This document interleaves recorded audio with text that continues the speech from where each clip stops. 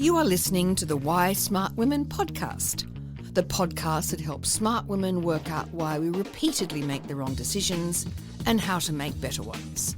From relationships, career choices, finances, to faux fur jackets and kale smoothies. Every moment of every day, we're making decisions. Let's make them good ones. I'm your host, Annie McCubbin, and as a woman of a certain age, I've made my own share of really bad decisions. Not my husband, I don't mean him, though I did go through some shockers to find him. And I wish this podcast had been around to save me from myself. This podcast will give you insights into the working of your own brain, which will blow your mind. I acknowledge the traditional owners of the land on which I'm recording, and you are listening on this day. Always was, always will be, Aboriginal land. Well, hello smart women, and welcome back to the Why Smart Women podcast. Today I am broadcasting from DY, Sydney, New South Wales, Australia, and it is a perfect... What are you laughing at? What are you laughing at? What am I laughing at? Yeah. Anything and everything this morning. Oh, shut up. Stop being daggy. Haven't even started yet. Oh my God! All right, Don't anticipate what I'm going to be talking about. Okay, I'm sorry. Please do go on. Thank you. So, for all of you that are looking into a European autumn and going into a European winter, we are having a perfect, sunny, gorgeous spring day here in Sydney. Don't want to brag, but that's the reality of it. You're so mean. So, this is what happened this week. I was at the gym. And I was doing one of the pre-workout stretches on the floor, and my friend Gabby, who's from Brazil, said to me, I've had quite a day. I was going to run 5K, and then I couldn't. I only run 4 because I was so tired. And I said, oh, well, that's okay. You can, work hard in this session, whatever. And then she said, I had such a bad morning. This bush turkey. Now, we have these things in Sydney called bush turkeys, and they have recently migrated down from Queensland, the bush turkeys. What, they've recently migrated? Well, I thought they were always here. What you think about it? How often, when you were growing up, did you see, or even when our kids were growing up, did you see bush turkeys? Isn't that the availability bias? No, I don't think it is. Maybe no, it's not. Maybe we weren't wandering around the locations where bush turkeys existed. It's not. There's been a mass migration of them from Queensland, and they're protected. Well, let's protest. Anyway, they're really... I'm so against mass migration. We must resist it. Yeah. It's ruining the Australian way of life, that's right. This bush turkey mass migration. It's right down from Queensland. Anyway, bush turkeys are... they're really not very attractive. They're large. They're sort of the size of a what? What are they the size of? Well, like a turkey. Yeah. A turkey. They're like a big turkey, and they've got, unfortunately, they've got heads that look like vultures. They're really unattractive. Anyway, and they make these terrible big nests, and they're just sort of awful, and they wander around, and they're just not very pleasant. Anyway, she said, this bush turkey got into my house. That's the wrong accent. Is that a Brazilian accent? Oh, hang on, wait. Let me think about Gabby. Anyway, so this bush turkey, it got into my house and freaked me out. So I'm looking at it, and it's wandering around inside my house, which is like a horrible thought.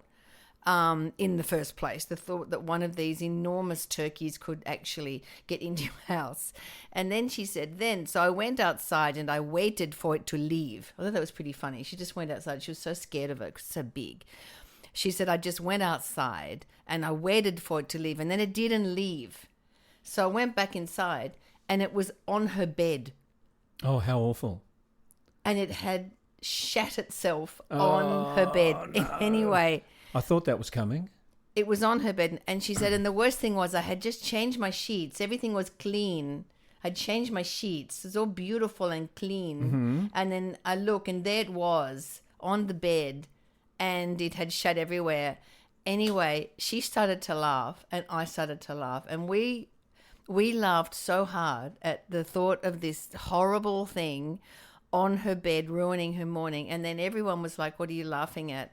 And then she told them, and then it was on my bed. She was yelling across the room, and it went everywhere, and it shat on my bed, and I hate that thing, and I couldn't get it out. And then everyone else was laughing, and then she had video of it. So then we all stopped what we were doing and looked at the video. It's so horrible. Anyway, so we laughed, and during the session, every time I looked at her, we would start laughing again, and it just made me think of the different ways that we deal with life's challenges, right? Because that could happen to you, right? And you may not see the funny side of that. Oh, right? no, you could be quite outraged. Yeah. I think you'd be quite outraged. No, I'd laugh a lot later. You would laugh later. Oh, I always laugh later. You wouldn't laugh at the time, though. No, I'd be terrified at the time. Right. I don't know what to do with these big flapping things. Of the brush turkey. I don't know. I wouldn't know how to get it out. I would be scared of it. It would cause me all manner of angst. But as soon as it was over, it would go into my corollary of things that have amusing things that have happened to me. That's right. Your Rolodex of funny stories. My Rolodex of funny stories. It would be added. It would be added to that, right? For sure. I know that Rolodex well. Yeah. So, and she's the same, and we are still laughing about it. I said it's just the funniest thing I'd ever heard. The thought of this horrible thing, and her too frightened to go into the house. So then I thought some people would not see the humour in that. No. And then I thought about, us and our very close friends, and how very quickly on the back of bad things that have happened, how we pretty much go immediately to black humour. Yeah, that's right. And say really inappropriate things. Of course, we can't give you any examples because they're so inappropriate. But that's our black humour, isn't it? Very much so. And, like with the dog, like with all that happened with the dog. The stupid, expensive dog. The dog is now the stupid, expensive dog, and we're just laughing about it. And someone said to me today, has he done it before? I said, oh, yeah, weekly. That dog is a massive consumer of underwear and socks, which is true. So we're laughing about it, and that is our way to laugh about it. So then I thought to myself, because it is not everybody's way to laugh, I thought, what are the benefits of it as a coping strategy? Yeah, because there's been quite a lot of study done into this. I think people have noticed intuitively they feel better when they have a laugh, and they're able to cope much better when they're able to laugh at adversity. What's that phrase? If you don't, you have to laugh, otherwise you'd cry. So yeah, there's plenty of anecdotal stuff and plenty of intuitive stuff. But so you did a bit of research on the benefits of humour, and indeed just the simple act of laughing on stress and anxiety. Which I'd never really thought about, because we just spend such vast periods of our life doing it. Yes. Right? It just never occurred to me that it is an incredibly helpful mechanism to combat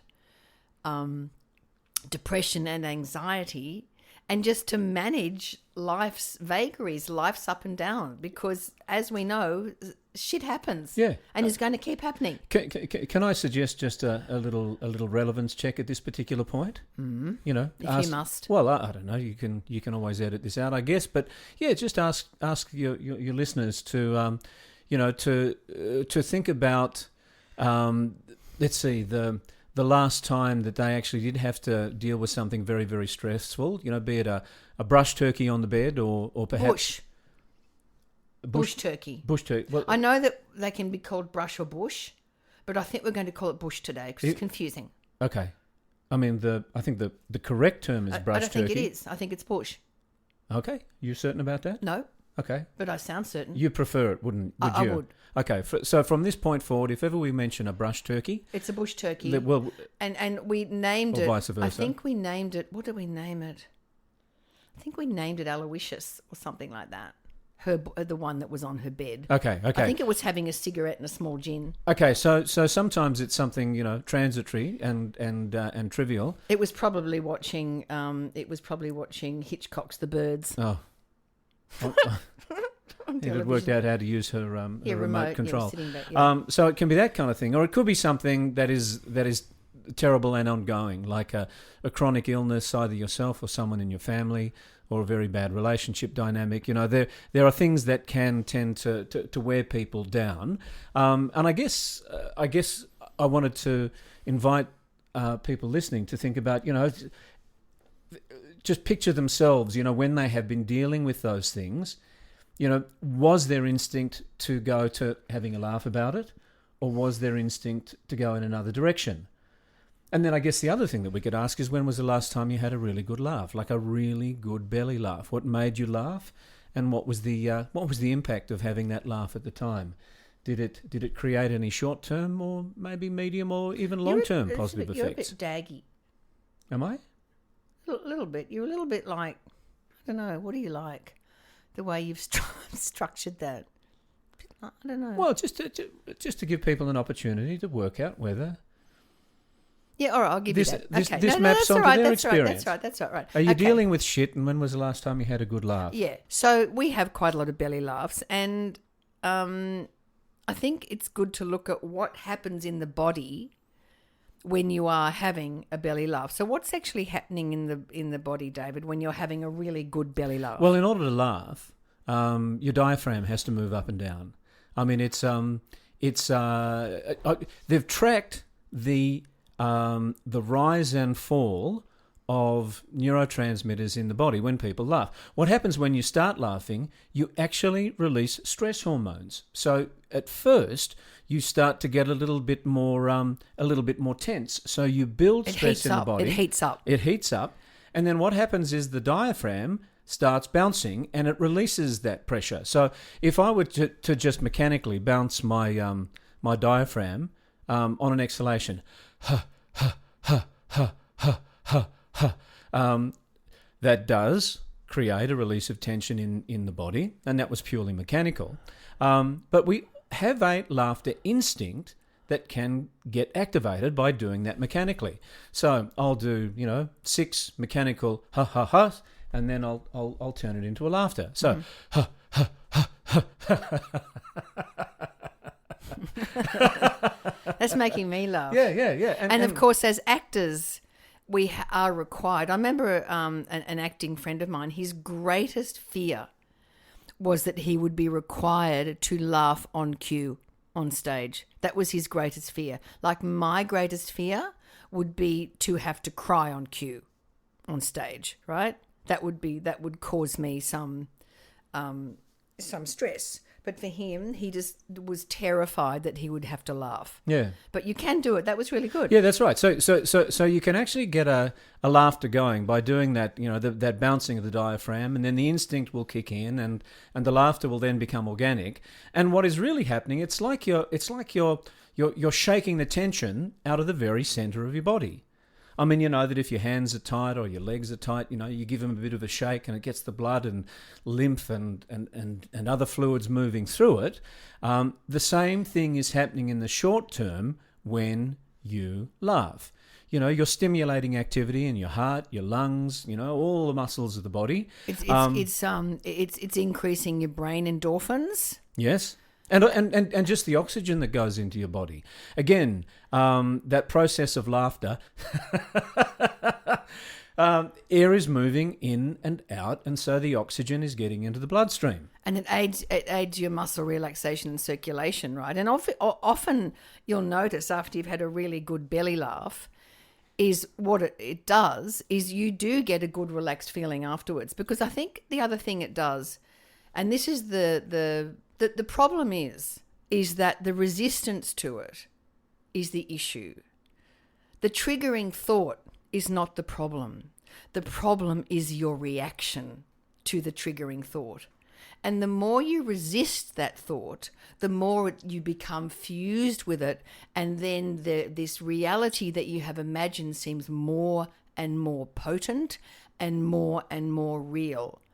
Now, if you can actually add some humour into the thinking, then what happens is it activates the bit of your brain where you can actually separate to some degree from the thought, have the thought, let the thought be, but it doesn't actually embed this thought in your brain if you've added some humour into the situation. Yeah. And the other thing that happens is if you can have an alteration in your perspective of what's going on, right, then you can start looking at it from a different perspective and you can start problem solving. Yeah, okay. So you're saying that if you're faced with a challenge and you can and you feel it shutting you down, like a thought, it's like a really scary thought. Yeah, like a thought,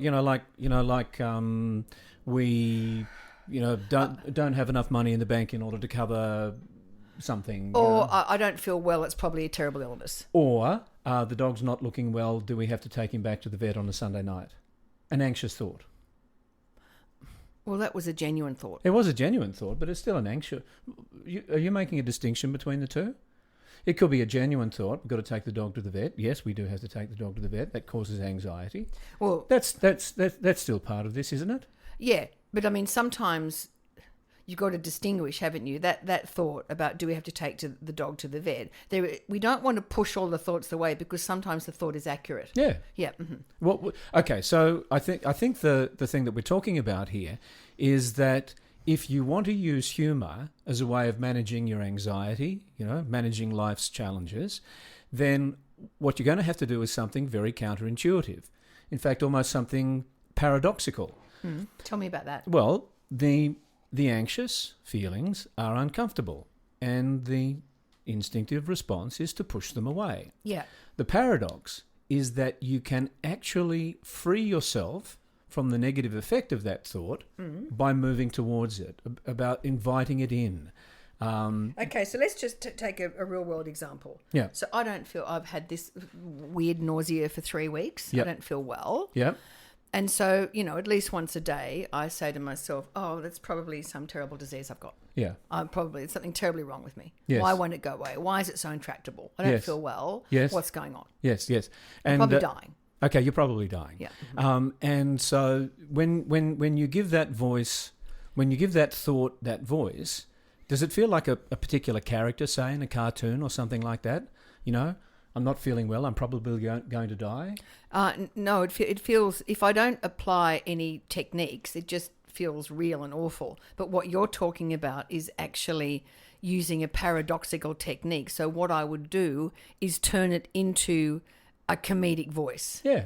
Like, you're probably going to die. This is terrible. It's intractable. You're going to die. You've probably only got a week to live. Okay, and so what happens to your anxiety when you do your bad New York accent? What do you mean bad? Well, sorry, it wasn't bad. I thought it was really good. When you use your New York accent. Thank you. Yeah, what does it do to that thought that maybe, not feeling well is... It reduces the amount to which I'm fused with it. So instead of it being very central, the thought, and significant, it's just, I don't know, like just a funny thought. I don't feel as hooked by it. Yeah. I mean that certainly reminds me of a suite of therapeutic interventions that are part of acceptance commitment therapy that we practice with people. Yeah. And it is very much around changing your relationship with the thoughts that frighten you so that they have less power over you. And how do you do that with humour? Okay, so you just did it then. That's a great example of giving the fear or the anxiety a voice, but turning it into a comic voice. Yeah. If you can personify, the frightening thought. So let's imagine that it's a purple bogeyman who emerges out of the shadow and is scaring you with thoughts of never getting well again. What you do is if you can picture that bogeyman. Oh, so I actively would picture that. Picture the bogeyman. Yeah. What colour is it? Purple. Is it in good shape or is it fat? Fat. It's fat. What colour are the eyes? Green. Does it have horns? Yes. Are they pointing in the same direction? No, one is skew-if. One is skew-if. And when this bogeyman speaks to you, it's with a bad New York accent. Just a New York accent. A New York accent. It's not a bad New York with accent. a New York it's just a New York accent. Yeah. Okay. Give it a line like it looks like you're going to die. It looks like you're going to die there. Okay. Oh, that was bad. I want to try that again. Hang on, New York. I might go California. So no, I'll go New York. Okay. Looks like you're going to die there, honey. Yeah. Okay. Give it a lisp. Looks like you're going to die there, honey. Yeah. Forget about it. So forget about it. Yeah. Forget about it. Relax, guys. Yeah. It looks like you're going to die there. Yeah. It looks like you're going to die there. You're going to lisp. Yeah. Okay. Okay. So even though we're playing around with this, how powerful is that thought? Your anxiety about not getting well again. Mm-hmm. What's that done to it? Well, it's diminished it, but of course we can't be chasing the diminishment, can we? Because it's sort of that's you know what I mean. I can't want it to be different because that gives it power. It just happens to be at the moment. It's just sort of hovering about. That's right. So there we come back to that paradox of while it would seem natural and helpful to push the thoughts away, you actually invite it in. And you give it a character, you give it a voice, you give it horns that point in different directions, you give it a lisp, and then see how much power that has over you. Yeah. So, and of course, the thing is that anxiety, depression, it thrives on seriousness. Doesn't it? Yeah. So the more seriously you approach these things, the more gravity you sort of layer into the situation, the less likely you are to be able to see it from another perspective. Yeah, that's right. I mean, a lot of people, when they are under pressure, they want their struggles to be validated, Yeah, see, that's another really interesting point, isn't it? And if we take the anxiety or the struggle or the challenge lightly, then part of us might be quite offended. We should be treating this, seriously. We shouldn't be laughing at it. But what unfortunately that does is that it actually gives power to the thought. So that's one thing, the need for validation. I think another thing that stops people from using humour, laughter as a hedge against anxiety and life's challenges, is the slightly daggy nature of moving. Actually, can I, towards before you humour. get on to the daggy nature of it, okay, I do think that's needs a bit more focus. That notion that if my narrative is I'm having a really rough time, right? Yeah. And I lead with that narrative that life is tough and you need to understand how tough my life is. Yeah. Then of course I will be offended. Yeah. I would be offended if you tried to laugh at it. So I think in terms of this can only be something that you can initiate yourself with your own anxieties and life troubles. I think if somebody else tries to tell you or tries to put a comic edge on something that you don't think is funny, I think that would really backfire. Oh yeah. Certainly in a therapeutic conversation, if you go to send up somebody's struggles and fears and anxieties, just in a friendship, or just in a friendship, if you do it too soon. If you do it too soon, then yes, it does invalidate. You probably like to do more harm than good. So just for now, let's just swing it around to our own private process. If we notice that we're feeling challenged, anxiety, fear, those sorts of things, the invitation is for you to bounce your diaphragm and just start laughing about it and see what happens. There will be resistance because I think internally there will be a voice that says, my pain is not being validated here. And so at that point, it really just is your choice. And just remembering that it is well worth actually trying to move in this direction because there is plenty of evidence that it actually improves your immune system. Yeah. And also because you've gone through like a reframe, it's protective. You're less likely to take the next trial or tribulation as seriously because you become habitualized about trying to look at the lighter side of life. Yeah. Okay, so I think what you're describing there is a psychological benefit. I do believe that if you get into the habit of laughing at yourself, those positive thoughts actually do release neurotransmitters. I think they're neuropeptides, and they generally make you feel a little bit more resilient, optimistic, bulletproof. It just takes the wind out of anxiety's sails, right? Because you're puncturing the side of the anxious narrative, aren't you? Yeah. But for some people, maybe it is just that short to medium term getting through the current challenge. My mother, who passed about 12 years ago, had pancreatic cancer. And pancreatic cancer is, for those who know it, it's a fairly distressing diagnosis. There's very little that can be done in order to arrest its decline. And my mother, who did have, some experience with the black dog, she knew that she had to watch her mental health quite carefully. She actually decided to do the laughter therapy on her own. And it really worked for her. It really worked for her. It really did, honestly. God love her. It really worked for her. And some people will sign up to, laughter yoga at ashrams. I'm sure you may have even seen file footage of ashrams. Ashrams. People standing in circles, and they're being led by a laughter guru, and Annie's face is yes, I know, because then contorting with discomfort. She doesn't like all of this stuff. Well, I don't mind the laughter. I don't like anything that has a whiff of cult about it, that's all. Yeah. And as soon as you've got someone in front of, a group telling them what to do, there's probably something going on behind that I won't like. Yeah, exactly. Whenever some guru lights upon a particular technique or action that requires repetition, there is the potential that it might turn into a cult, or it might turn into a centre of excellence, depending on who it is that's running it. But yes, this idea of going to a class and just sitting there and laughing, again, there's probably resistance because we don't think that we're doing, justice to just how hard life is. But to actually, do the laughter and feel better is its own reward. Yeah, I think that's right.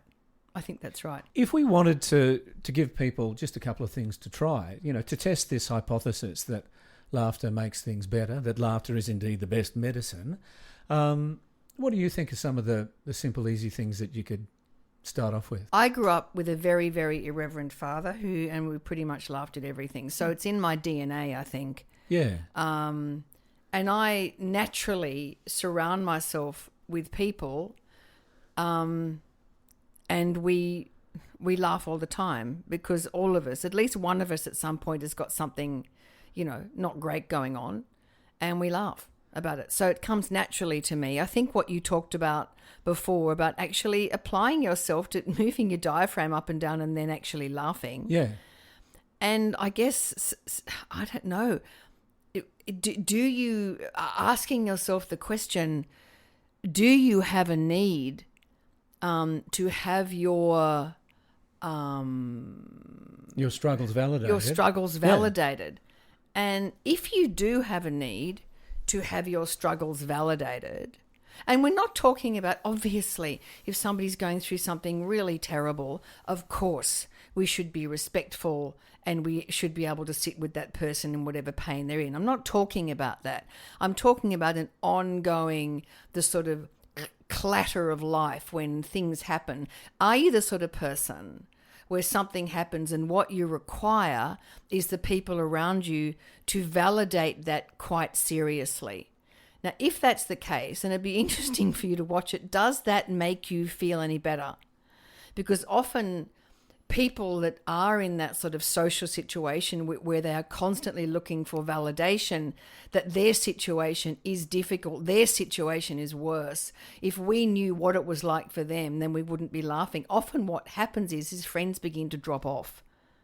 right? That's the unfortunate truth, because everybody is dealing with something. And that's my experience. Most people are dealing with something at some time, right? I mean, they say misery loves company, but but it's not the kind of company that you want to keep around you. No, that's right. Because it keeps you mired.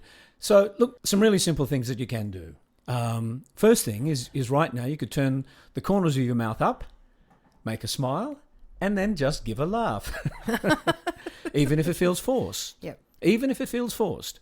And then after you've had a chuckle, just take stock of how you're feeling. You know, do you notice that your muscles are a little less tense, or do you feel any more buoyant?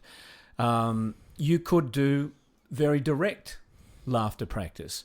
So if you find ways of habitually laughing at difficult situations, and again, see if your stress begins to fade away. You know, here we are again at the emergency vet on Sunday night. You know, it would have to be Sunday night. You know, there's some humour in there. You could try, you know, the laughter yoga if it's being advertised anywhere. Or just near watch, you know, make a point of watching really, really funny shows. Yeah. Like, I don't know, what's a really funny show? Well, you know, I'm certainly enjoying South Park at the moment. South Park's great. I do. I've been watching. Watch The Simpsons. Simpsons is really funny. I've been watching reruns of The Good Place. Oh, The Good Place is really good. Which is also funny. And look, I know that's why sometimes people go to social media. You know, so much of the social media content. The cat video, the dog, people falling over, Yep. I find hilarious. I like pictures of cats swatting. I love that. People and animals that are much bigger than them. Just a cat smacking a dog, I find really funny. Yeah. Yeah, it's funny. There was that other technique that we were talking before, and that is to exaggerate the intrusive thought and give it a ridiculous character. You know, give it Mickey Mouse ears. You know, if you're worried about the Grim Reaper, then give the Grim Reaper Mickey Mouse ears and a Mickey Mouse voice. Yeah, exactly. It's the salmon moose. Exactly. Or something like that. Did you say it's the salmon moose? It's the salmon moose. Oh, that's funny. So, look, I think we started this discussion by talking about my friend with the brush turkey pooing bush, on her bed. The bush turkey poo on the bed. The bush turkey roaming the house while she was too frightened to go in. It's pretty funny. So, I think it's just a really good thing to remember that all of us, in the course of our life, stuff arises. There's going to be there's going to be difficulties, there's going to be trials, there's going to be tribulations. And developing your capacity to look at these things with a humorous bent is really, really helpful in managing your mood, in managing anxiety, in managing depression, in boosting your immune system, and just keeping everything turning over in a better working order. I mean, humour is the greatest gift that evolution has given to human beings. Do dogs laugh? Do they laugh? Do you think they see things as funny? I don't think that they've got the capacity for the kind of humour that we enjoy, which is about contrast and narrative and juxtaposition of complex things. I think Yo-Yo might have laughed at Ryder with the sock. Yo-Yo probably fed Ryder the sock. Yo-Yo, she's a bad animal. Evil dog. But yeah, humour is evolution's gift to mankind. You know, unwrap that present and use it every day. So on that note, thank you so much for tuning in. As always, stay safe, stay well, keep your critical thinking hats on. See you later. Bye. Thanks for tuning into Why Smart Women with me, Annie McCubbin. I hope today's episode has ignited your curiosity and left you feeling inspired by my anti-motivational style. Join me next time as we continue to unravel the fascinating layers of our brains and develop ways to sort out the fact from the fiction and the over 6,000 thoughts we have in the course of every day. Remember, intelligence isn't enough. You can be as smart as paint, but it's not just about what you know, it's about how you think. And in all this talk of whether or not you can trust your gut, if you ever feel unsafe, whether it's in the street, at work, in a car park, in a bar, or in your own home, please respect that gut feeling. Staying safe needs to be our primary objective. We can build better lives, but we have to stay safe to do that. And don't forget to subscribe, rate and review the podcast and share it with your fellow smart women and allies. Together, we're hopefully reshaping the narrative around women and making better decisions. So until next time, stay sharp, stay savvy, and keep your critical thinking hat shiny. This is Annie McCubbin signing off from Why Smart Women. See you later. This episode was produced by Harrison Hess. It was executive produced and written by me, Annie McCubbin.